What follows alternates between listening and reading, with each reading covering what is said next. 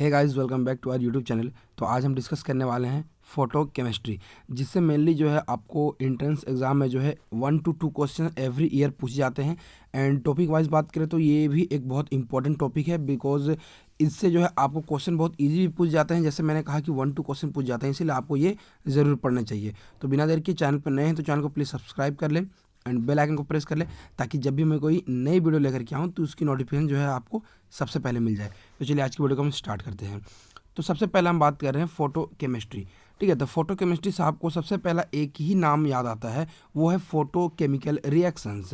ठीक है, तो फोटो केमिकल रिएक्शंस से अगर आप बात करें तो फोटो केमिकल यानी क्या होता है, एच न्यू, यानी वैसे रिएक्शंस दो फोटोन्स के, जो एच न्यू क्या होता है, वो फोटोन्स होते हैं, यानी जो रिएक्शंस फोटोन्स के एब्जॉर्प्शन के कारण जो होते हैं या फिर लाइट के एब्जॉर्प्शन के कारण होते हैं, उन्हें हम कहते हैं फोटो केमिकल रिएक्शंस कहते हैं। अगर हम इनके रेंज की बात करें तो जो वो लाइट यूज़ होगा, वो लाइट रेडिएशंस यूज़ होंगे of the visible and UV regions के, जिनके जो है आपका वेवलेंथ कहाँ लाई करेगा, 800 नैनोमीटर टू 200 नैनोमीटर के अंदर में ये आपका लाई होना चाहिए। ओके, मेनली 200 टू 800 के बीच में आपका ये लाई करना चाहिए। अब हम बात कर लेते हैं थोड़ा सा एक इम्पोर्टेंट टर्म, वो है थर्मल रिएक्शंस के बारे में। ठीक है, तो the thermal reaction the activation energy results from the random intermolecular collisions.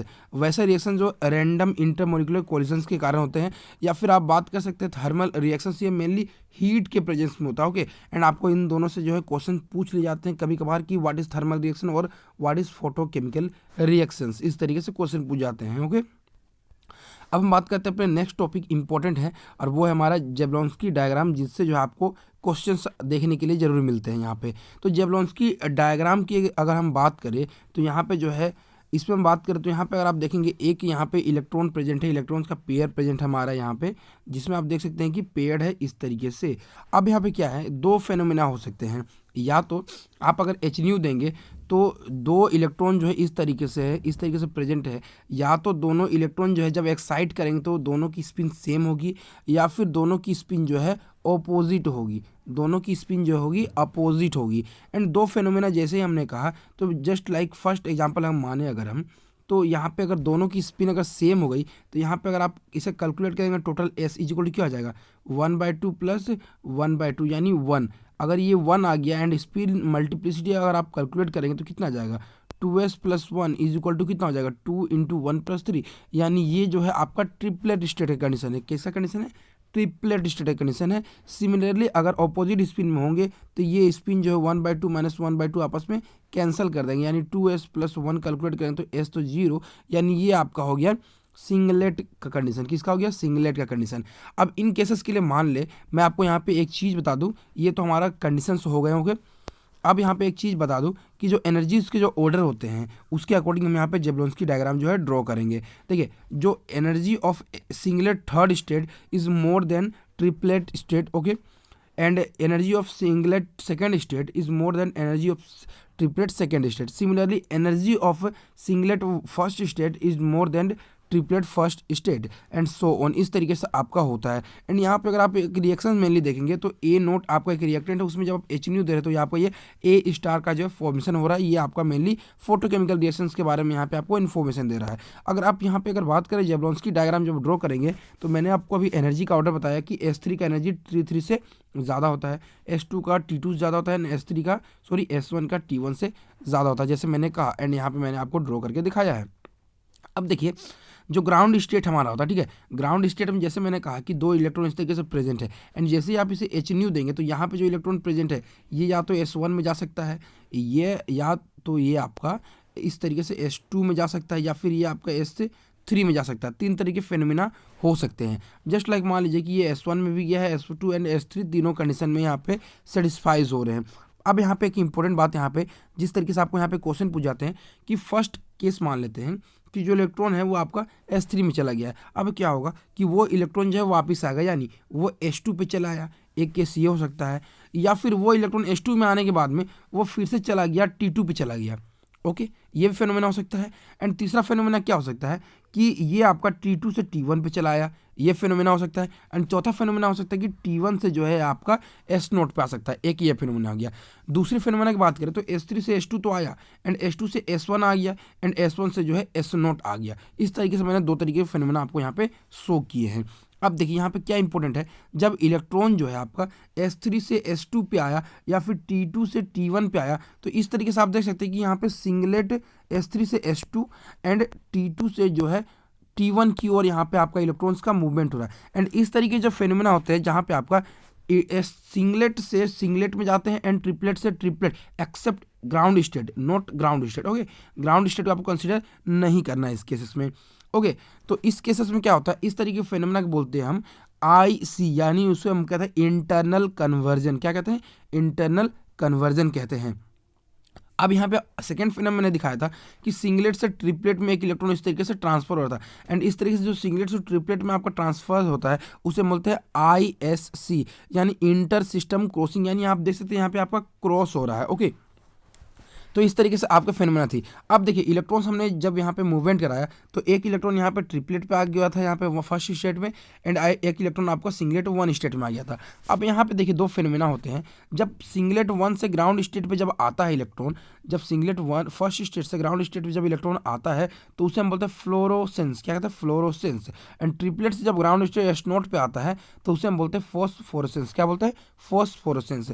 यानी S1 से S0 ये हो गया फ्लोरोसेंस, एंड T1 से S0 हो गया आपका फॉस्फोरेसेंस। एंड यहाँ पे एक इंपॉर्टेंट बात बता दूँ, जब इलेक्ट्रॉन्स यहाँ से S1 S0 से S1 S0 से S2 S0 से S3 जा रहे थे, तो यहाँ पे जब फेनोमेना होता है उसे बोलते हैं एब्जॉर्प्शन। क्या मैंने बोला? एब्जॉर्प्शन फेनोमेना के थ्रू ये ऊपर एक्साइट करते हैं इलेक्ट्रॉन्स। ओके, एंड यहाँ पे दो इंपॉर्टेंट टर्म्स मैं बता दूँ आपको।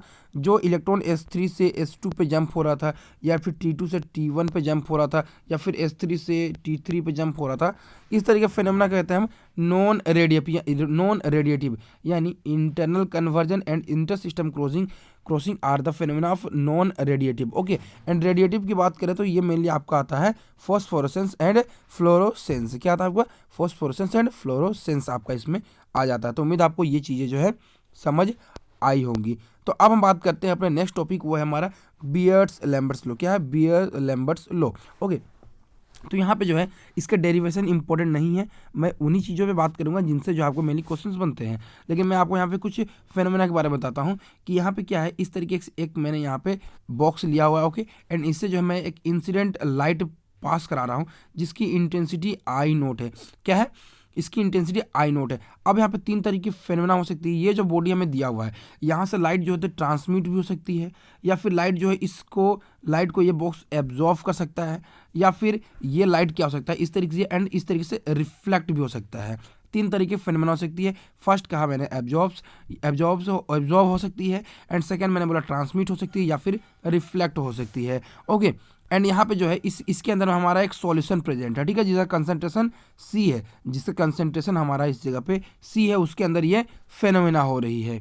ओके, तो यहाँ पे अगर हम बात करें, यहाँ पे बिना देर किए अगर हम इसके डायरेक्टली फॉर्म की बात करें जिससे आपको मेनली क्वेश्चन पूछ जाते हैं, तो ये आपका फॉर्म होता है log I divided by I0 is equal to minus alpha by 2.303 CB। Okay, अब यहाँ पे देखिए log I by I0 is equal to क्या होगा? अल्फा बाई 2.303 को हम क्या लिखते हैं? उसे हम बोलते हैं अपसाइलन, एंड ये होगा आपका CB, अपसाइलन इंटू CB। आपका ये इक्वेशन आपका आता है। अब यहाँ पे एक इम्पोर्टेंट बात देखिए, जो आपको आगे चल के भी काम आने वाला है, वो है आपका log I बाई I0 को हम कहते हैं A। इस फॉर्म को आप हमेशा याद रखेंगे जो कि बहुत यूजफुल है। log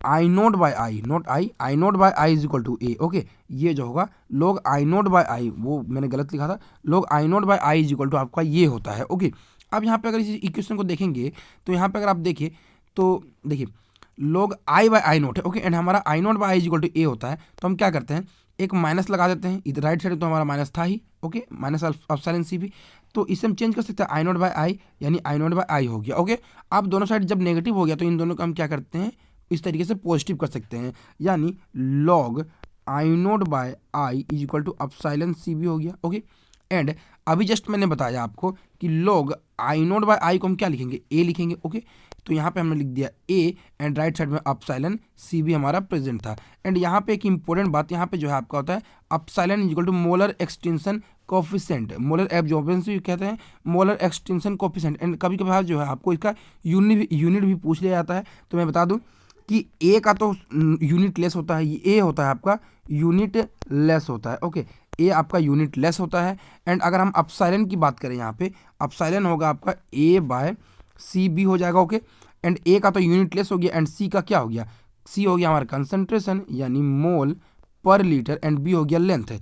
ओके, तो यहाँ पे क्या आ जाएगा यूनिट है, ये आ जाएगा आपका पर मोल लीटर जो है, एंड आपका यहाँ पे लेंथ जो है ये आपको सेंटीमीटर में लिखेंगे। ओके, तो ये आपका सेंटीमीटर इनवर्स, इस तरीके से जो है आप इसका यूनिट को लिख सकते हैं, पर मोल लीटर पर सेंटीमीटर इनवर्स, ये आपका आ जाएगा इस केस के लिए यूनिट आ जाएगा। ओके, तो ये आपका यहाँ पे यूनिट इस तरीके से आप इसे फाइंड कर सकते हैं। अब नेक्स्ट चीज़ बताने वाला हूँ यहाँ पे आपको कि अभी जस्ट हमने कहा कि log I nought by I is equal to absorbance होता है, बट जो आपका आई बाई आई नोट होता है, आई बाई आई नोट की वैल्यू को हम बोलते हैं टी।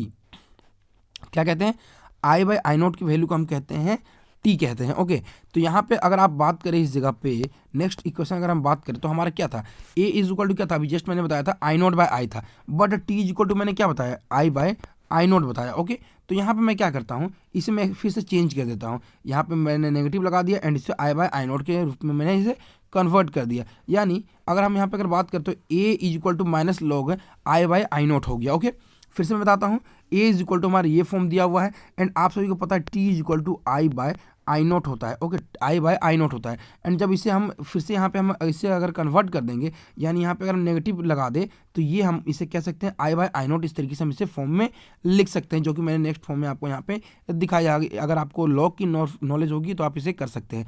अब नेक्स्ट स्टेप में क्या है कि जो इस तरीके से हमें इक्वेशन आया है, ओके, इस तरीके से जो इक्वेशन आया है, यहाँ पे जो आई बाय आई नोट की जो वैल्यू है उसे हम टी कह सकते हैं, because T is equal to I by I nought, अभी मैंने आपको बताया। ओके, तो इसे हम कहेंगे टी।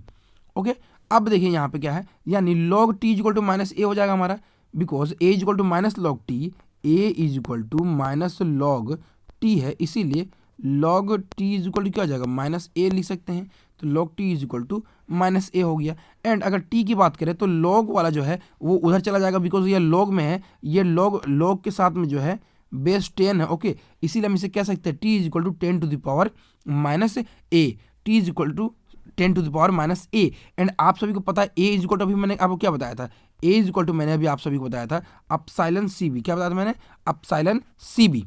तो यहाँ पे अगर आप इस इक्वेशन को देखेंगे तो ये आपका इक्वेशन हो जाएगा, यहाँ पे माइनस पहले से प्रेजेंट है, एंड ये हो जाएगा आपका माइनस अपसाइलन बी सी और सी बी, इस तरीके से आप इसे लिख सकते हैं। ओके, तो उम्मीद आपको ये समझ आए होंगे। अब नेक्स्ट चीज़ें के बात करते हैं हम कि जस्ट अभी मैंने बताया T is equal to I by I nought होता है। Okay, I by I nought, लेकिन अगर परसेंटेज टी की बात करें तो हम क्या कह सकते हैं, percentage T is equal to I by I nought into 100, ये हम लिख सकते हैं, I by I nought into 100 अगर परसेंटेज में कन्वर्ट करना चाहो तो हम लिख सकते हैं। अब यहाँ पे अभी नेक्स्ट इक्वेशन मैंने अभी जस्ट बताया था, log T is equal to क्या बताया था मैंने, माइनस ए, जो कि जस्ट मैंने अभी ऊपर प्रूफ किया था। यहाँ पे आप देखिए log T is equal to minus A. अब देखिए यहाँ पे मैंने ये भी बताया कि minus log T is equal to A लिख सकते हैं, एंड यहाँ पे जो है ए इज इक्वल टू क्या लिख सकते हैं, टी इज इक्वल टू क्या मैंने बताया था, आई बाय आई नोट लिख सकते हैं, आई बाय आई नोट हम लिख सकते हैं इस जगह पे। तो A is equal to minus log I by I nought. Okay, तो A is equal to minus log 10 तो हमारा बेस में था ही, मतलब उसे ना भी लिखे तो भी चलेगा।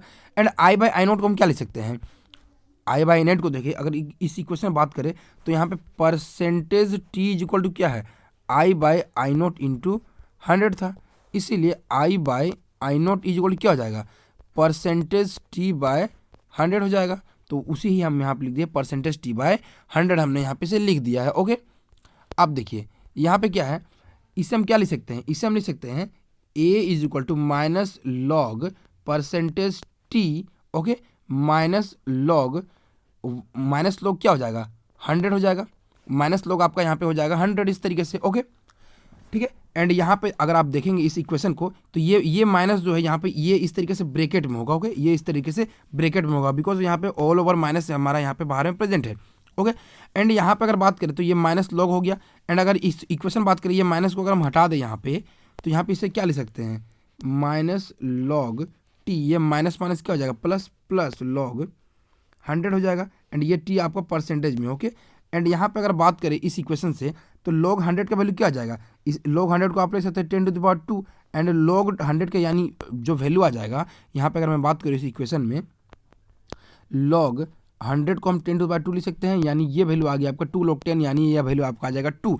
यानी इस इक्वेशन को अगर हम बात करें तो हमने यहाँ पे क्या लिखा था, हमने यहाँ पे लिखा था -log percentage of t, okay, अगर आपने नोट किया होगा तो, एंड log 100 का वैल्यू हमने निकाला 2, यानी इसे हम लिख सकते हैं log percentage t plus 2, okay, and यहाँ पे जो है a is equal to 2 minus log percentage t हम इसे लिख सकते हैं, एंड जो कि एक आपका यहाँ पे इंपॉर्टेंट इक्वेशन है।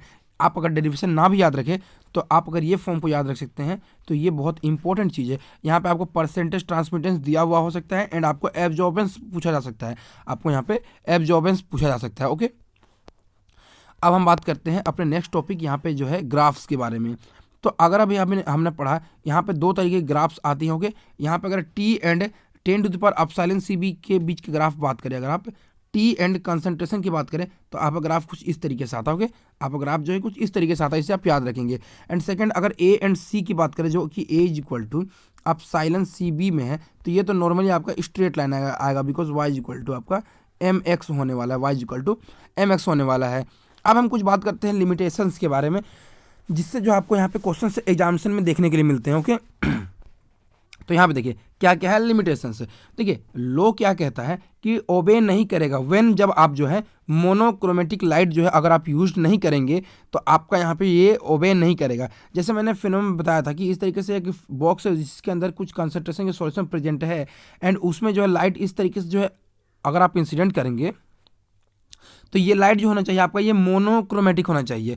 अगर ये मोनोक्रोमेटिक नहीं होगा तो ये फिनोमेना आपका यहाँ पे नहीं होने वाला है, ओके। अब अगर हम अपने सेकंड कंडीशन की बात करें तो ये जो लो है बियर्स लेमस लो जो है आपका ओनली डाइल्यूट सॉल्यूशंस के लिए होगा। क्यों ओनली डाइल्यूट सॉल्यूशन के लिए होगा, हाई कंसंट्रेशन वाले सॉल्यूशंस के लिए नहीं होगा। अगर हम यहाँ पे बात करें, अगर आप कंसंट्रेशन को हाई कर देते हैं तो देन क्या हो जाएगा ना, distance between molecules is too small, यानी दो मॉलिक्यूल्स के बीच का जो डिस्टेंस होगा बहुत लो हो जाएगा। सो एब्जॉर्बेंस ऑफ लाइट डिक्रीजेस, यानी जो एब्जॉर्बेंस है लाइट की वो डिक्रीज करेगी, and absorbance and concentration not very linearly longer, okay, ये फिनोमेना हो जाएगा। लेकिन उससे ज़्यादा इंपॉर्टेंट बात अगर हम यहाँ बात करें, एट हाई कंसंट्रेशन में क्या होगा, जो रिफ्रैक्टिव इंडेक्स है ऑफ द सॉल्यूशन जो है वो भी चेंज हो जाएगा। यानी हमारा जो है अगर हम यहाँ पे इंपॉर्टेंट बात करें, बिकॉज हमारा जो कंसंट्रेशन दिया हुआ है वहाँ पे 3 तरह की फिनोमेना होनी है, यानी लाइट जो होना है अब्जॉर्ब होना है या फिर रिफ्लेक्ट होना है, या फिर आपका 3 तरह की फिनोमेना बताया था। अगर वहाँ पे रिफ्रैक्टिव इंडेक्स चेंज होने लगेगी तो लाइट का डायरेक्शन भी चेंज हो जाएगी, यानी हमारा यहाँ पे रिफ्रैक्टिव इंडेक्स भी जो है वो हमारा चेंज नहीं होना चाहिए, इसीलिए हमारा हाई कंसंट्रेशन इस केस में हम नहीं ले सकते हैं, ओके। एंड नेक्स्ट अगर हम इंपॉर्टेंट पॉइंट बात करें तो टेम्परेचर भी जो है सिस्टम की चेंज नहीं होनी चाहिए, टेम्परेचर जो है बहुत ज़्यादा चेंज नहीं होनी चाहिए, okay. Because increase in temperature क्या करेगा, has bathochromic effect on the ions in solutions, okay. इस रीजन के कारण जो है आपका ये हाई टेम्परेचर पे नहीं हो सकता है। एंड नेक्स्ट अगर बात करें, if the solution containing independently, अगर एब्जॉर्बेंस की बात करें हम स्पीसीज के लिए, बहुत सारे स्पीसीज आपको अगर दिए हुए हैं तो A is equal to total क्या लिखेंगे, A1 A2 A3 इस तरीके से AN लिखेंगे, and A is equal to क्या मैंने बताया आपको एप्सिलॉन CB, एंड B तो सारे के लिए सेम ही हो जाएगा बिकॉज जो लेंथ है वो सेम होगा, यानी एप्सिलॉन 1 C1 एप्सिलॉन 1 C2, इस तरीके से जो है कंसंट्रेशन आपका सारे के लिए चेंज होगा, एंड इस तरीके से आप ब्रैकेट में सारे ले सकते हैं, एंड B को जो है आप कॉमन ले सकते हैं। तो ये जो है आपका एक फॉर्मूला है जो कि आपको BHU में पूछा गया था, एंड ये बहुत एक इंपॉर्टेंट फॉर्मूला है, okay. And A is equal to पता है आपको कि log I0/I होता है। ये सारी चीज़ें आपको यहाँ पे याद रखनी है। एंड हम बात करते हैं कुछ लॉ ऑफ फोटो केमिस्ट्री की, तो यहाँ पे 2 तरीके के लॉ होते हैं, एक होता है ग्राउथस ड्रैपर्स लॉ, ठीक है। ये लॉ क्या कहता है मैं आपको डायरेक्टली बताता हूँ, किस तरीके से जो है आपको यहाँ पे एक मटेरियल दिया हुआ जिसमें कुछ कंसंट्रेशन सॉल्यूशन प्रेजेंट है, एंड यहाँ पे अगर आप इस तरीके से बहुत सारी लाइट को इमिट कर रहे हैं, बहुत सारी लाइट को इस तरीके से आप इंसिडेंट कर रहे हैं, इंसिडेंट जैसे ही आप यहाँ पे बहुत सारी लाइट को करेंगे तो वही लाइट एब्जॉर्ब होंगे जो कि आपका फोटो केमिकल चेंज करेंगे। यहाँ पे आप लिटरेचर भी देख सकते हैं, according to this all the light that will incident on a sample was not effective, मतलब सारे यहाँ पे जो इंसिडेंट हो रहे सारे यहाँ पे जो है आपका इफेक्टिव नहीं होंगे, ठीक है, okay, not effective in the bring about chemical change, यानी सारे जो है हमारे यहाँ पे जो है केमिकल चेंज नहीं लाएंगे, बट ओनली दैट लाइट जो कि एब्जॉर्ब होगा वही हमारे यहाँ पे फोटोकेमिकल चेंज ला सकते हैं, उसे ही कहते हैं ग्रोथस ड्रेपर्स लॉ। उम्मीद आपको ये समझ आया होगा। अब हम बात करते हैं आइंस्टाइन फोटोकेमिकल लॉ के बारे में, Stark Einstein. Okay, according to this one molecule is activated absorption of one quanta of radiation in the primary step, यानी क्या कहा गया कि अगर एक मॉलिक्यूल दिया हुआ है तो वो only one quanta of energy accept करेगा, जो कि होगा आपका एच न्यू। ओके, तो इसको हम क्या लिख सकते हैं, E is equal to H nu, and उसके साथ में हम क्या मल्टीप्लाई कर देंगे, एवोगाड्रो नंबर, एंड यहाँ पे जो है न्यू को हम क्या लिख सकते हैं, सी बाय लेमडा कह सकते हैं, एंड ये जो है E is equal to 1 Einstein होता है, ये आपका 1 आइंस्टीन होता है। एंड अगर हम लास्ट टॉपिक की बात करें जो कि आपका है क्वांटम यील्ड और क्वांटम एफिशिएंसी, ये आपका मेनली होता है number of molecule react by number of quanta of radiation absorb, को हम कहते हैं क्वांटम एफिशिएंसी, जो कि रेशियो है, एंड ये भी आपका बहुत इंपॉर्टेंट टॉपिक बनता है, इससे भी जो आपको क्वेश्चन पूछ जाते हैं। तो उम्मीद है आपको फोटोकेमिस्ट्री जो है समझ आया होगा। अच्छी लगे तो प्लीज़ वीडियो को लाइक करना, चैनल को सब्सक्राइब करना इसी तरीके के लेक्चर्स के साथ के लिए। तब तक के लिए धन्यवाद।